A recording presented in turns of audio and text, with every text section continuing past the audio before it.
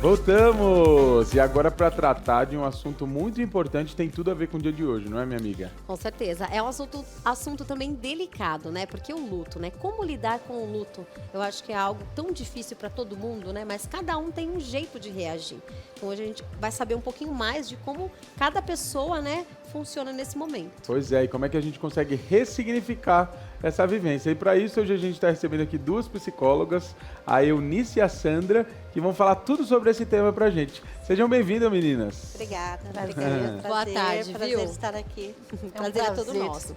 Me diz uma coisa, por quanto tempo aproximadamente, né, é considerado um luto normal para uma pessoa, né? E depois de quanto tempo já se torna anormal? Na verdade, nós temos que respeitar o espaço e o tempo de cada um, né? O importante é que as pessoas vivam o processo, que são fases do luto, que são necessárias para que ela seja curada e depois disso tudo, ela possa viver uma vida normal. Então vai depender de como cada pessoa ela tem a estrutura das emoções, como ela adquiriu toda a inteligência emocional dela, ao ponto dela suportar uma perda, porque nós não fomos preparados para perda. Então, quando vem uma perda, principalmente repentina, muitas pessoas não sabem lidar com as emoções. Muitas retraem e muitas extrapolam, mas não tem o equilíbrio. E o equilíbrio só é possível através da inteligência emocional. E se a pessoa não tem, ela vai levar um tempo a mais, entendeu? Então, assim, depende de cada pessoa. É impressionante porque quando você traz essa pergunta, normalmente as pessoas são cobradas. Ah, tá passando tempo demais, você tá triste por tempo demais, e as pessoas acabam entendendo que este lugar do ficar vivenciando aquele espaço de dor e de saudade, que ele tem que ser diminuído. Então, esse espaço de cobrança que vem de fora, muitas vezes faz com que as pessoas não reconheçam mais o que elas estão sentindo. É quase como se fosse, eu não posso ficar triste, eu não posso sentir essa dor, porque senão as pessoas vão ficar preocupadas comigo, as pessoas vão ficar me cobrando que eu tenho que ficar boa logo. Essa imagem do que eu tenho que é o que faz com que muitas pessoas adoeçam, deprimam, e aí a gente tem uma depressão que ela é totalmente falsa. As pessoas se movem como se estivesse tudo bem, como se a vida estivesse maravilhosamente bem, como se aquela pessoa que foi embora não estivesse fazendo falta alguma. E quando você percebe, muitas vezes ela está no fundo do poço e ninguém ao lado percebeu que ela estava precisando de ajuda. E isso é muito mais comum do que a gente imagina, principalmente quando esta pessoa ela está movida pela criança interior. Porque dentro deste lugar, quando a gente olha para a nossa criança e alguém vai embora e essa pessoa é importante, ela olha para nós enquanto adultos e ela fala, agora eu estou sozinha, eu estou me sentindo abandonada. E isso é muito comum quando existe uma relação com parceiros, com filho, com pais, e essa relação é meio de dependência ou de codependência. Quando essa pessoa começa a pedir ajuda e ela acessa essa criança que sente, eu fui abandonada, ela precisa acreditar que enquanto mulher adulta, agora quem cuida de você sou eu, e nós podemos deixar essa pessoa que foi embora seguir o caminho dela em paz. E quando a gente faz isso, a gente está no lugar do nosso centro. Toda vez que a gente sai do nosso centro e a gente não vive isso de uma forma verdadeira, a partir da essência adulta, a gente se perde e aí vai estendendo o luto e deixa de ser saudade, vai virando eu quero seguir o outro, eu morro no lugar do outro, eu sigo o outro, e aí a gente vê muitas coisas que são bem difíceis de se lidar daí para frente. Esse é um assunto muito delicado, porque é o que você falou, né? Às vezes a pessoa tá doente, então a gente espera ali que o pior aconteça, né? Mas quando não é de repente, quando a gente não tá esperando, Como é que a gente se prepara para isso, assim, da parte psicológica? Como é que eu me preparo para lidar com essas perdas repentinas? Qual exercício eu consigo fazer para que eu consiga encarar, claro, de uma maneira triste, mas de uma maneira que eu não exceda, assim, e não passe a ter uma depressão, igual você falou? Como é que eu me preparo nesse sentido? Então, na verdade, muitas pessoas elas não sabem porque não tem essa instrução. Mas o ideal hoje que nós estamos aqui, para informar você que está nos ouvindo, é importante você passar o seu processo, não o processo das outras pessoas. Porque a cobrança principalmente, quando está ali no velório ou está ali naquela situação de tristeza e você chega para uma criança, um adolescente e fala, olha, o seu pai morreu, agora você é o homem da família. Você traz um peso sobre aquela criança, aquele adolescente, que ele acha que ele tem a responsabilidade do pai. E porque essa palavra foi liberada para ele acredita, porque o nosso cérebro, ele não consegue distinguir o que é real e o que é imaginário. Então, ele toma aquela responsabilidade para ele e ele acaba sofrendo. Então, qual é, né, respondendo a tua pergunta, qual é o que nós podemos fazer? É viver o processo. O que é o processo? É viver as 5 fases do luto que é necessário você viver. A primeira é a negação, foi repentino. Então, eu nego que isso aconteceu. Não é possível, não aconteceu. E aí a pessoa não chora, fica forte. Sim, nós ouvimos muito nos enterros as pessoas falar assim, segura, você tem que ser forte. Não, você não tem que ser forte, você tem que viver o luto. Tá com vontade de chorar, chora. Então, as emoções, ela cura. Se eu reprimo as emoções, eu vou adoecer. Então, as pessoas que não vivem a emoção, elas ficam doentes. Então, respondendo a tua pergunta, é necessário viver as emoções. Está triste? Chora, desabafa, conversa, né? Então, assim, as fases do luto é a negação. Depois que você negou, você tem a sua vida normal, finge que está tudo bem, que não está acontecendo, não estou sofrendo. É uma negação, né? Eu não quero acreditar que isso é verdade. Mas quando você passa para a raiva, você também começa a colocar algum culpado. Você tira, que fala assim, foi por causa não sei do quê, foi por causa daquela pessoa, foi porque eu não cuidei, foi porque ela não se cuidou, e você começa a ficar com raiva, revoltado, né? E tem a terceira fase, que é a barganha, aonde você fala assim, não, se eu tivesse feito isso, ou se eu tivesse feito aquilo, não teria acontecido, né? E depois tem a fase da depressão, que é onde a pessoa realmente começa a cair a ficha, começa a ficar triste, começa a ficar desanimada, não quero conversar, não quero... E a pessoa entra nessa depressão. Se ela consegue passar da depressão e ela vai para a aceitação, que é a última fase, é onde ela é curada. Porque a aceitação é onde ela fala, uau, o ciclo da vida é esse.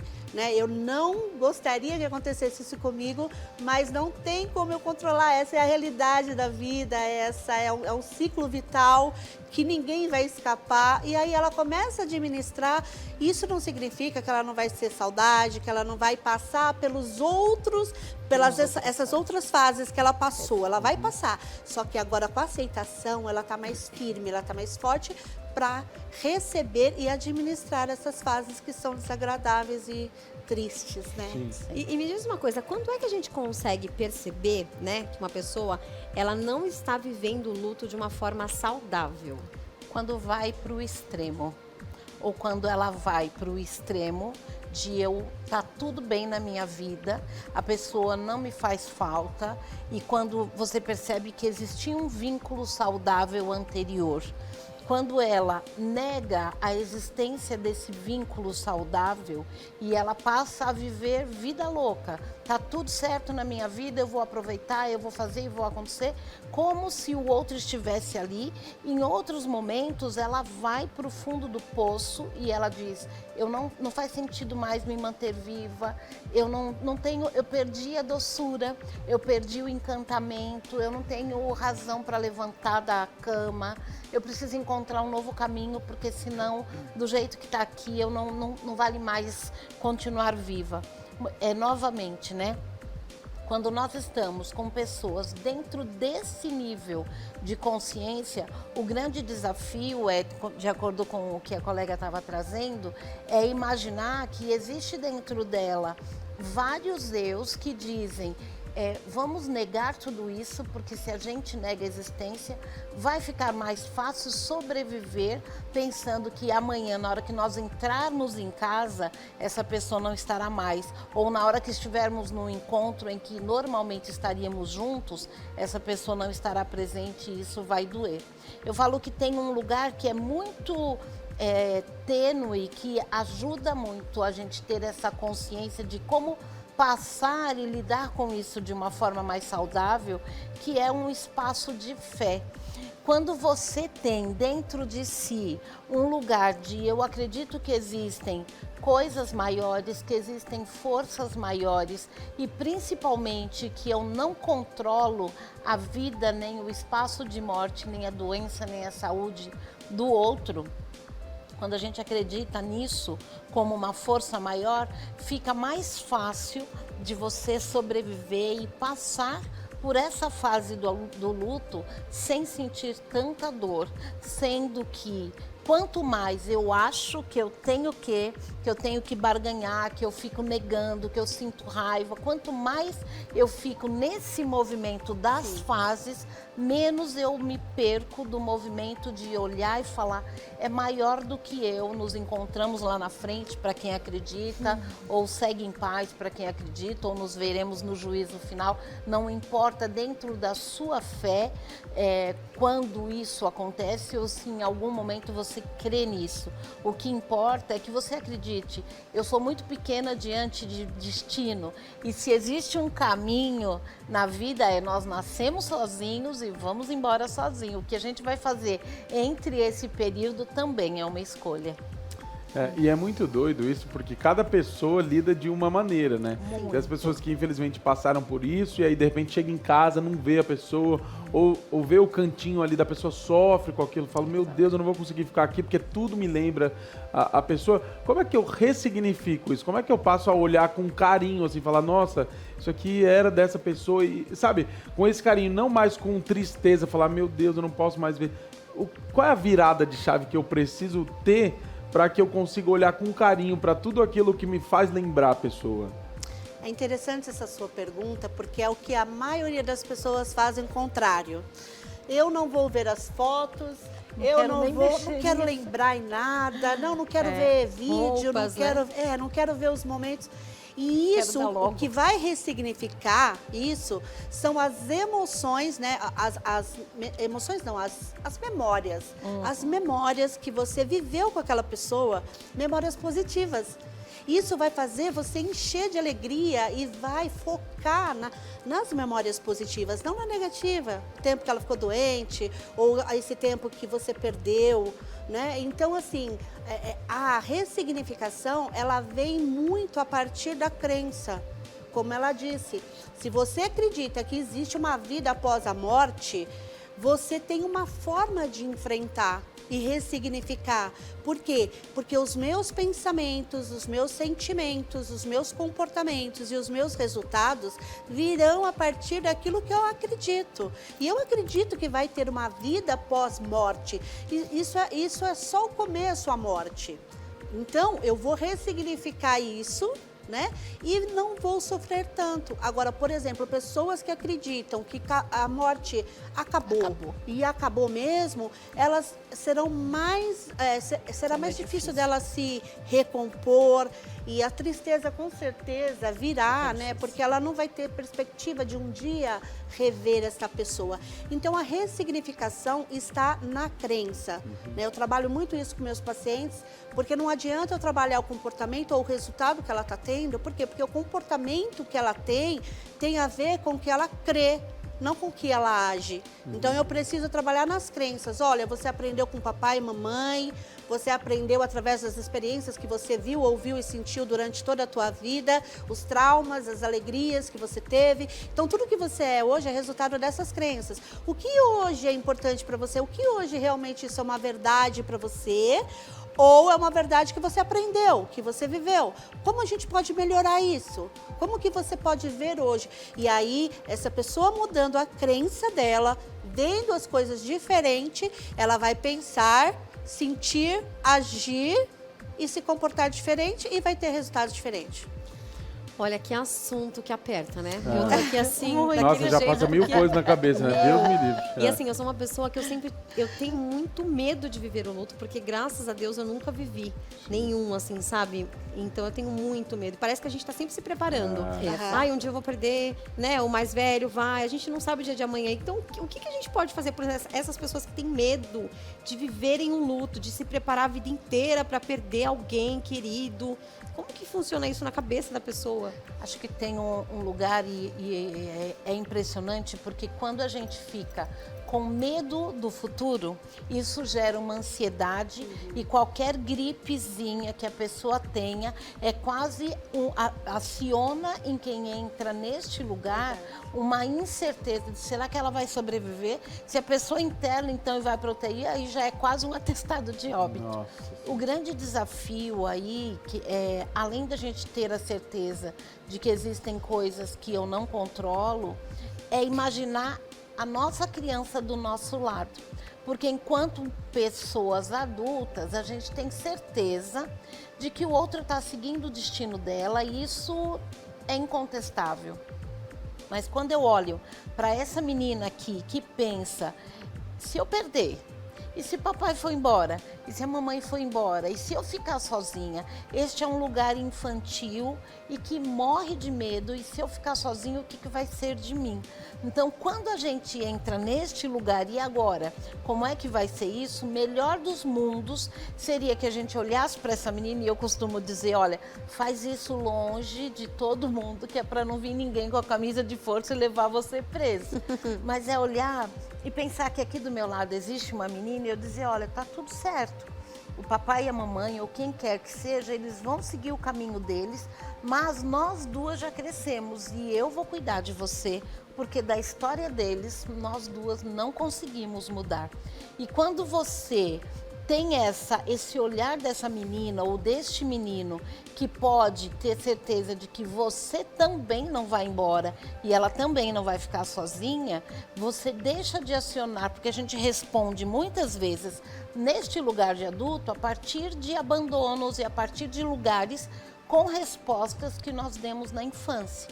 Então, o grande desafio, e a gente lida com isso de uma forma muito mais leve, é quando essa menina ou esse menino acreditam que vocês sobreviveram, que está tudo certo e que você já cresceu e que você vai cuidar dela.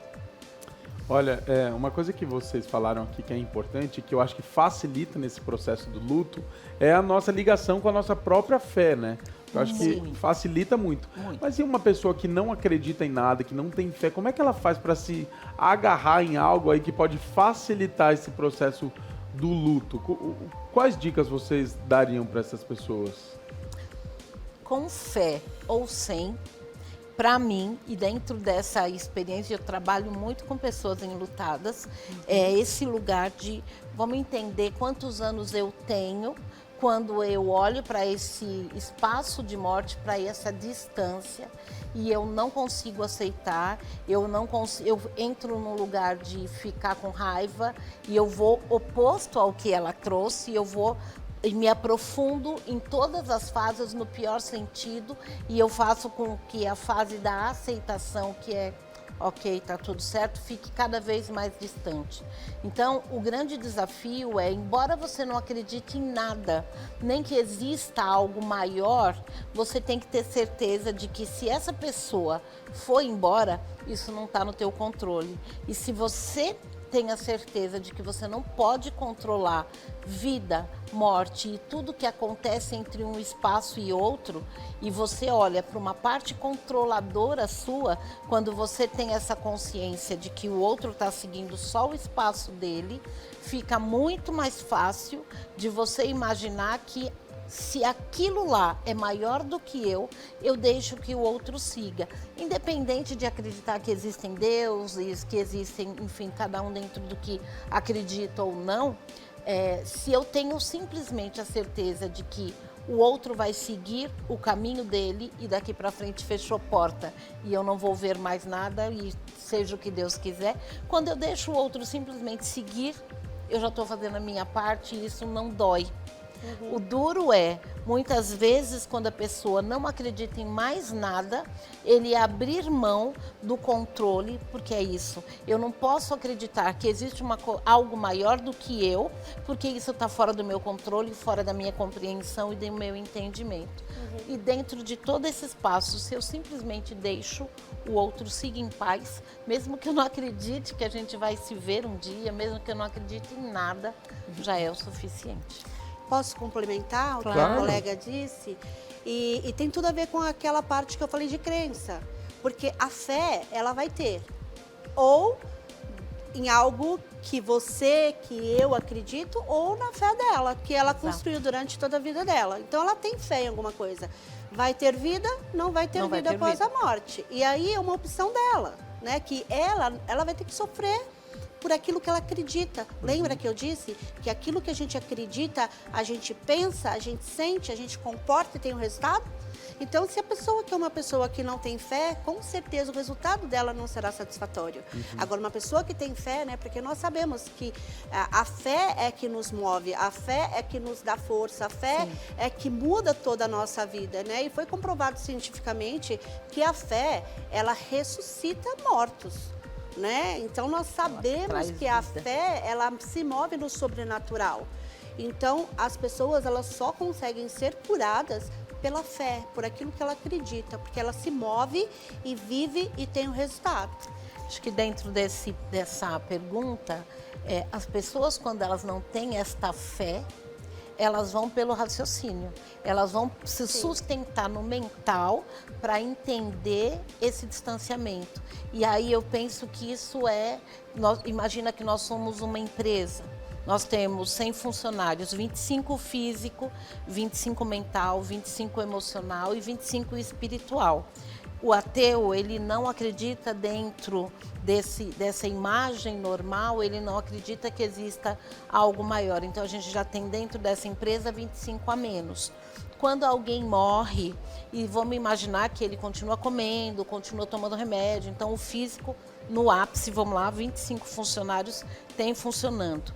O emocional, quando ele nega a dor, quando ele nega a tristeza, quando ele vai negando e ele vai tentando entender, a gente tem o cabeção 25 trabalhando. E aí ficam funcionários demais dentro de uma empresa, tentando trabalhar em nome dos 50 que não estão fazendo nada. E aí esse é um espaço de compensação e a conta não bate. E aí, muitas vezes, o cabeção entra em colapso. A pessoa entra em depressão, mas no nível mental. O alto nível de estresse, enfim, é por conta do funcionamento mental que fica demais.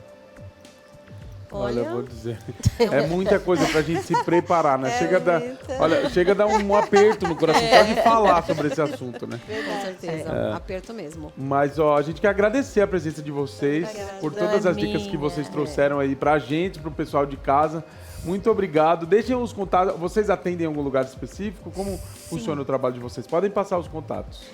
Vocês me acham na rede social como Eunice Porto Real, atendo aqui no Tatuapé, enfim, cursos online, tem várias atividades aí. É só me procurar e a gente conversa. Até breve.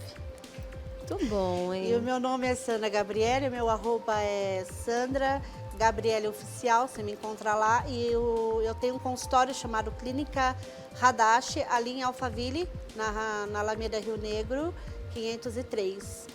Muito Muito obrigada, bem. viu? Eu acho que é super Obrigada. importante, né, para as pessoas que estão vivendo esse momento tão difícil, né? Passar por uma terapia, porque realmente não é muito. fácil você conseguir sozinho, Não, né? Já é um momento difícil. É. Então acho que é super interessante. Meninas, muito obrigada mesmo. Obrigada a viu? vocês. Obrigada a Até vocês, breve. viu? Pelo carinho. Até a próxima.